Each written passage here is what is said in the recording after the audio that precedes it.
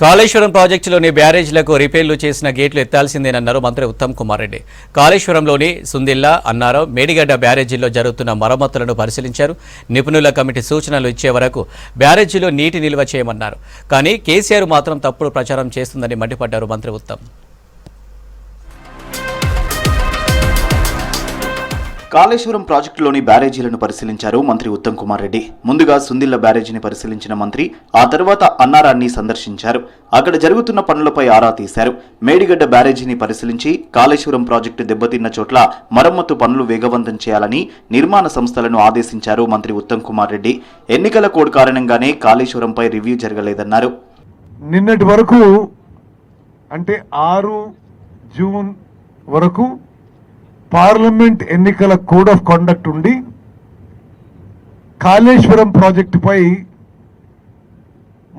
మేము రివ్యూ చేయడం వీలు కాలేదు.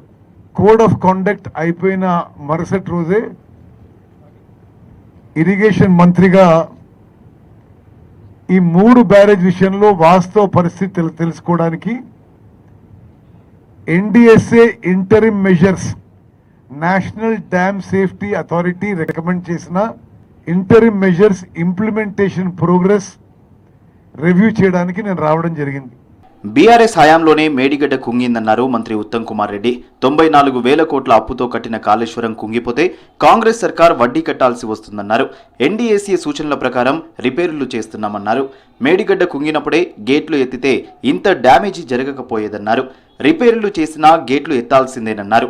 కానీ కేసీఆర్ ఏమో నీళ్లు స్టోరేజ్ చేయాలని తప్పుడు ప్రచారం చేస్తున్నారన్నారు మంత్రి ఉత్తమ్ కుమార్.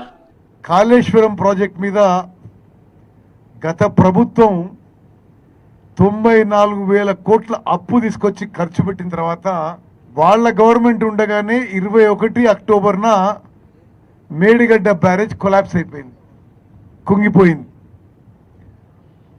వర్చువలీ మొత్తం కాళేశ్వరం ప్రాజెక్ట్ కూడా సీరియస్గా డ్యామేజ్ అయ్యింది. ఎందుకంటే 3 2 బ్యారేజెస్ సీరియస్ లీక్స్ డెవలప్ అయినాయి. అదేవిధంగా స్పష్టంగా రాసిండ్రు 3 బ్యారేజీలు గేట్లు ఎత్తి పెట్టాలి. గత ప్రభుత్వము మేడిగడ్డ బ్యారేజీకి కుంగిపోయినప్పుడు మొత్తం నీళ్లు కిందికి వదిలిపెట్టుంటే ఇంకా ఫర్దర్ డ్యామేజ్ జరగకపోయేది అని నేషనల్ డ్యామ్ సేఫ్టీ అథారిటీ చెప్పడం జరిగింది. బ్యారేజీల మరమ్మతు పనులు వేగంగా జరగకపోవడంపై అసంతృప్తి వ్యక్తం చేశారు మంత్రి ఉత్తమ్ కుమార్ రెడ్డి. రిపేర్లు చేసిన బ్యారేజీల గేట్లు ఎత్తాల్సిందేనని, మరమ్మతులన్నీ కాంట్రాక్ట్ సంస్థల ఖర్చుతోనే చేస్తున్నామన్నారు. ఇక్కడ మేడిగడ్డ బ్యారేజ్ ఎల్ఎన్టీ కింద, అక్కడ అన్నారం బ్యారేజ్ ఆఫ్కాన్ కింద, సుందిల్ల బ్యారేజ్ నవయుగ కంపెనీ కింద వాళ్ళ ఖర్చుతోనే ఈ టెస్టింగ్లు కానీ ఈ రిపేర్లు కానీ పని మొదలుపెట్టడం జరిగింది. మేడిగడ్డలో అన్నారంలో జరుగుతున్న పనులకి కొంత సంతృప్తితో కొంత వేగవంతం చేయాలని చెప్పడం జరుగుతుంది. బ్యారేజీలకు ముంపు సమస్య ఎక్కువని చెప్పినా అప్పటి బీఆర్ఎస్ ప్రభుత్వ పెద్దలు వినలేదని చెప్పారు అధికారులు. అన్నారం దగ్గర నదీ ప్రవాహం ఎక్కువని, ఇక్కడ నీటి ప్రవాహ నిడివి తగ్గించి తప్పు చేశారని తెలిపారు. బ్యారేజీల రక్షణ కోసం చేపట్టాల్సిన చర్యల కోసం జీఆర్పీ, ఈఆర్టీ టెస్టులు చేయాలన్నారు. బ్యారేజీలకు రిపేర్లు చేసినా ఎన్డీఎస్ఏ సూచనలు ఇచ్చే వరకు గేట్లు ఓపెన్ చేస్తామన్నారు ఇరిగేషన్ అధికారులు. పిల్లర్ల కింద ఇసుక కొట్టుకపోవడం వల్లే బుంగపడిందన్నారు. దీంట్లో ఇంపార్టెంట్ టెస్ట్లు ఏంటంటే జీఆర్పీ టెస్ట్ ఒకటి. జీఆర్పీ టెస్ట్ అంటే మనకు యాప్రాన్ కింద మనకు శాండ్ ఎంత డిస్ప్లేస్ అయింది, ఎంత వాయిడ్స్ ఉన్నాయి అన్నది ఒకటి. తర్వాత ఈఆర్టీ టెస్ట్, దాంతో కూడా మన కింద జియాలజీ ఏముందనేది తెలుస్తుంది. తర్వాత సీకెంట్ పైల్స్ ఇంటిగ్రిటీ, ఇక్కడ మనకు అప్ స్ట్రీమ్ డౌన్ స్ట్రీమ్ ఈ 3 బ్యారేజెస్కి మనం సీకెంట్ పైల్స్ వాడినాము. సో పైల్స్లో ఏమైనా ఫెయిల్యూర్ ఉందా దాని ఇంటిగ్రిటీ టెస్టింగ్ కూడా చేయమని చెప్పారు. ఎన్డీఎస్ఏ ఇన్స్ట్రక్షన్స్ ఇచ్చేదాకా గేట్స్ అన్ని కూడా ఓపెన్ చేసి పెట్టమన్నారు.